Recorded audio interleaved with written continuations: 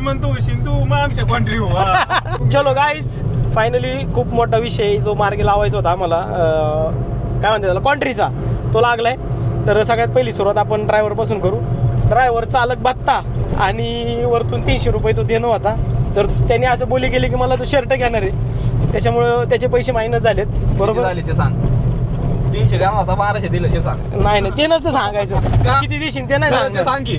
नाही तो मग जास्तीत देणार आहे, चांगला आहे तो.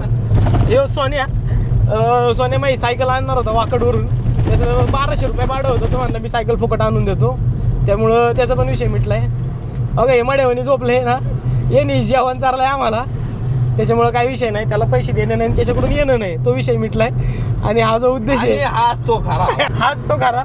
याला मी 3000 देणार होतो, मग ते आज 4000 मायनस करून याला मी बरोबर 2000 देणार आहे. असं ठरलेलं नाही का? आज ठरलेलं आहे. 3000 दे माझे, मी तुझे पैसे तुला कॉन्ट्रीतले 300 रुपये तुला देतो. क्वांट्रीतले ना 1000 रुपये पाहिजे मला क्वांट्री.